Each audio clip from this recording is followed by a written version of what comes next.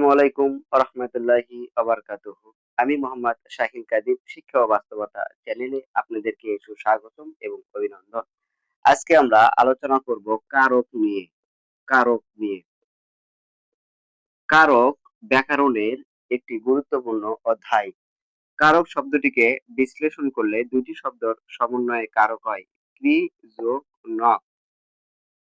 ক্রি যোগ নক, এটা হচ্ছে প্রত্যয় যুগে গঠিত। যদি প্রশ্ন হয় যে কারক কি যুগে গঠিত, তাহলে উত্তর হবে কারক প্রত্যয় যুগে গঠিত। যদি প্রশ্ন করা হয় কারক কি সাধিত শব্দ, তাহলে উত্তর হবে কারক প্রত্যয় সাধিত শব্দ। যদি প্রশ্ন করা হয় যে কারক কোন প্রত্যয়, তাহলে উত্তর হবে কারক হলো কৃত প্রত্যয়, কারণ এখানে ধাতু চিহ্ন রয়েছে। কি শব্দের অর্থ হলো ক্রিয়া, আর নক শব্দের অর্থ হচ্ছে সম্পর্ক, অর্থাৎ ক্রিয়ার সাথে সম্পর্ক। এবার আসি আমরা সঙ্গে। কারক কাকে বলে? সঙ্গে হলো ক্রিয়ার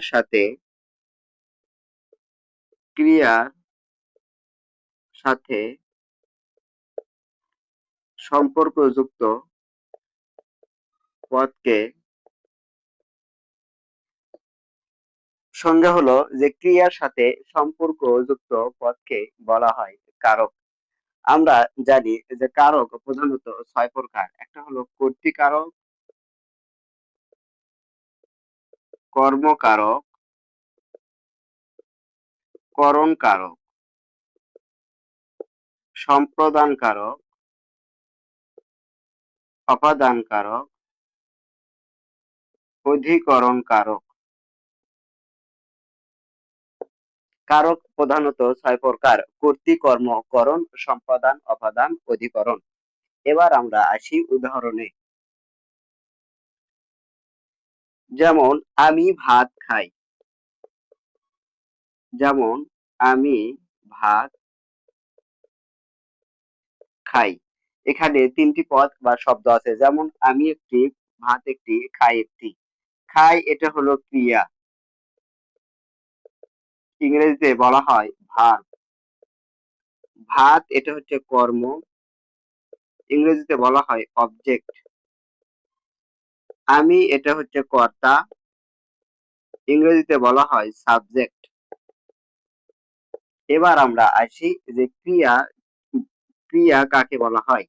ক্রিয়া হলো, আমরা অনেক আগে শিখে এসেছি, যা দ্বারা কোনো কিছু করা হওয়া, থাকা খাওয়া বোঝায়, তাকে বলা হয় ক্রিয়া, বা ইংরেজিতে বলা হয় ভার্ব। এবার আসি কর্ম। কর্ম কর্ম কাকে বলা হয়? যাকে আশ্রয় করে ক্রিয়া সম্পাদিত হয় তাকেই বলা হয় কর্ম, বা শর্টকাটে যদি আমরা বলি তাহলে ক্রিয়ার বিষয়কেই বলা হয় কর্ম। এবার আমরা আসি কর্তা। যে কর্তার সঙ্গে হলো যে, যা, বা যারা ক্রিয়া সম্পাদন করে তাকে কর্তা বলে। তাহলে কর্তা, কর্ম আর ক্রিয়া, এই তিনটা জিনিস খুবই গুরুত্বপূর্ণ। ক্রিয়া হলো যে যা দ্বারা কোনো কিছু করা হওয়া, থাকা খাওয়া বোঝায়, তাকে বলা হয় ক্রিয়া। আর কর্ম হলো যাকে আশ্রয় করে ক্রিয়া সম্পাদিত হয় তাকে বলা হয় কর্ম। আর কর্তা হলো যে, যা বা যারা ক্রিয়া সম্পাদন করে তাকে বলা হয় কর্তা। যেমন আমি এই বাক্যে ইনি হলেন কর্তা, ভাত এটা হলো কর্ম, খাই এটা হলো ক্রিয়া। যদি এরকম ভাবে বলা হয়, যেমন আমাকে ভাত দাও, এখানে তিনটি বাক্য রয়েছে। আমাকে ভাত দাও। দাও এটা হচ্ছে ক্রিয়া, ভাতটা এটা কর্ম, আমাকে এটা হচ্ছে কর্তা। কর্তা, কর্ম, ক্রিয়া। কি তাই তো? বাক্যটা কি সঠিক? ন, এটা ভুল।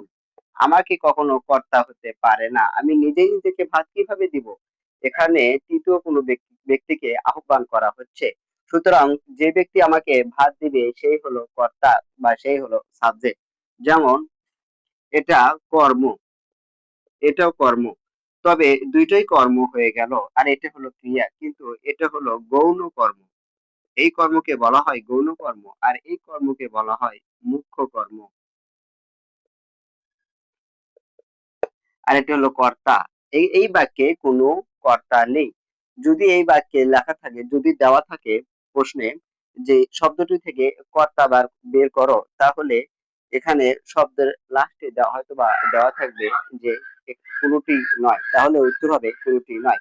কারণ এখানে কর্তা নেই, শুধুমাত্র কর্ম আছে। এটা হচ্ছে গৌণ কর্ম আর এটা হলো মুখ্য কর্ম। যদি বলা হয় বাবা আমাকে ভাত দাও, তাহলে এটা হলো কর্তা। যেমন রাসেল ডাক্তার ডাকো। যেমন রাসেল এটা হলো কর্তা, ডাক্তার এটা হলো কর্ম, ডাকো এটা হচ্ছে ক্রিয়া। যদি রাসেল শব্দটিকে মিশে দেওয়া হয় তাহলে এটা কর্মকারক। কেননা এখানে ডাক্তার এটা হচ্ছে কর্ম আর এটা হচ্ছে ক্রিয়া। সুতরাং এক্ষেত্রে সাবধান। যেমন কবিরাজ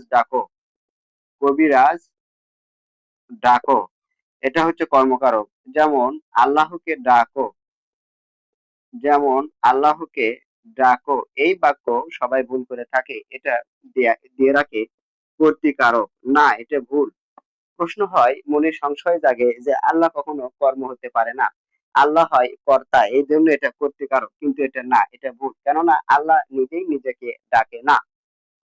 আমার মতো তার যারা সৃষ্টি, তারাই আল্লাহকে ডাকেন। সুতরাং যেমন বলা হয় যে হাকিম আল্লাহকে ডাকো, হাকিম এটা হলো কর্তা। যদি এরকম বাক্য আসে যে যদি এরকম বাক্য আসে যে আল্লাহ আহার দেন, দেনটা হচ্ছে ক্রিয়া, আহারটা হচ্ছে কর্ম, আল্লাহ এটা হচ্ছে কর্তা, এ ধরনের বাক্য হলে আল্লাহ নিজেই আমাদেরকে আহার দেন। সুতরাং এক্ষেত্রে নিঃসন্দেহে তিনি কর্তা আর এটা হলো কর্তৃকারক। এবার আমরা আসবো অধিকরণ কারক। অধিকরণ কারক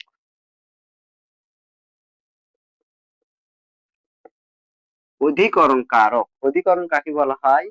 আহ অধিকরণ কারক অধিকরণ কারক হলো যে ক্রিয়া সম্পাদনের সময় এবং স্থানকেই বলা হয় অধিকরণ কারক। অধিকরণ কারককে আবার তিনটি ভাগে ভাগ করা হয়। এক নম্বর হচ্ছে কালাধিকরণ। দুই নম্বরে হলো আধারাধিকরণ। আধারাধিকরণ আধারাধিকরণের অন্য একটি নাম হলো স্থানাধিকরণ। তিন নম্বর হলো ভাবাধিকরণ। অধিকরণ কারককে আবার তিনটি ভাগে ভাগ করা হয়: কালাধিকরণ, আধারাধিকরণ, যার অপর নাম হলো স্থানাধিকরণ, আর তিন নম্বর হলো ভাবাধিকরণ। এবার প্রশ্ন হলো কালাধিকরণ কাকে বলা হয়? কালাধিকরণ হলো যে ক্রিয়া সংঘটনের সময়কেই বলা হয় কালাধিকরণ। কাল মানে হচ্ছে সময়। যেমন সকালে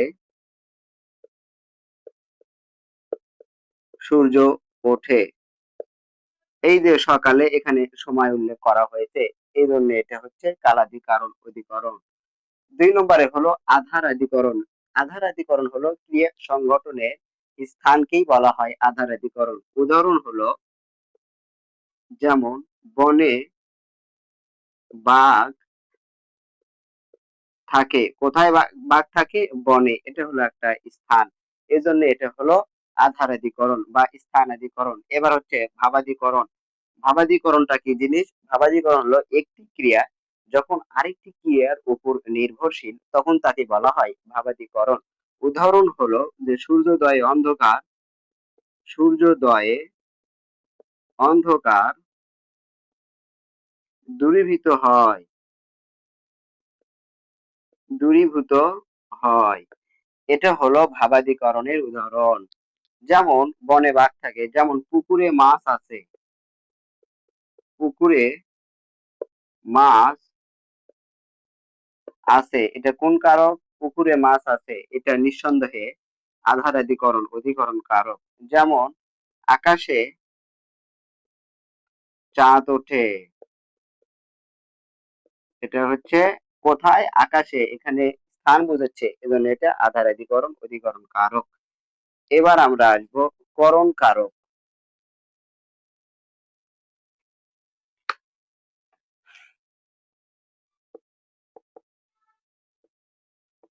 করণ করণ কারক। করণ শব্দের অর্থ হলো যন্ত্র। ক্রিয়া সংগঠনের উপায়, উপকরণ বা মাধ্যমকে ক্রিয়া সংঘটনের উপায়, উপকরণ বা মাধ্যমকে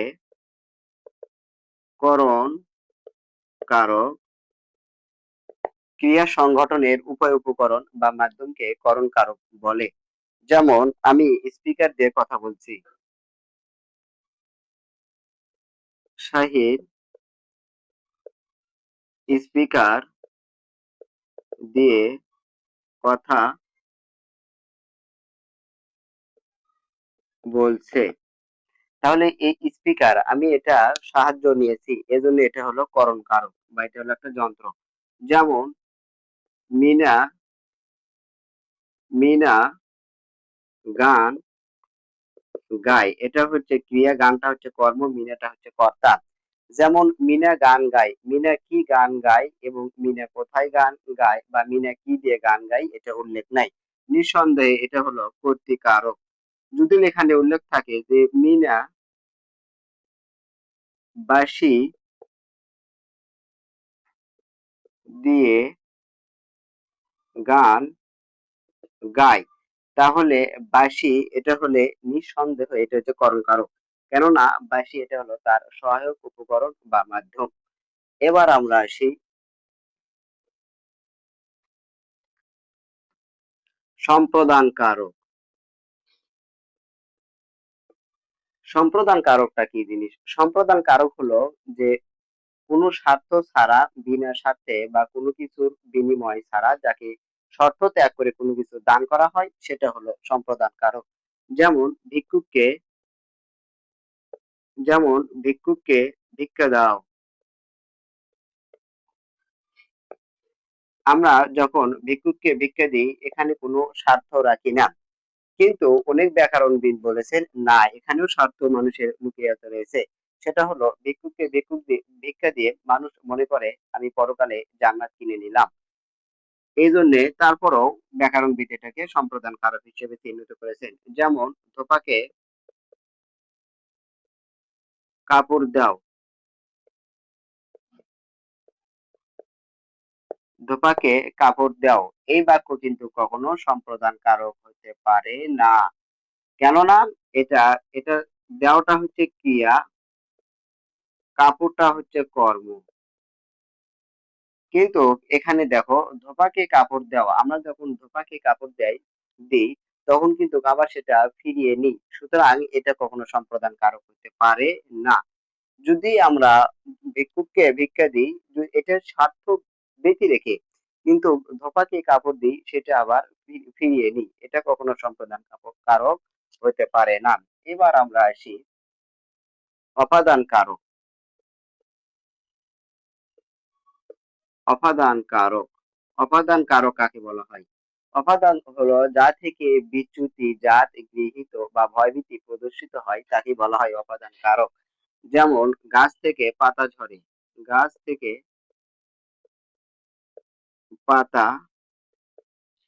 ঝরে, গাছ থেকে পাতা ঝরে, এটা আমরা দেখতে পাচ্ছি যে কোনো কিছু থেকে ঝরে যাচ্ছে বা বিচ্যুতি হচ্ছে, এটা অবশ্যই অপাদান কারক। যেমন দুধ থেকে দই হয়, দুধ থেকে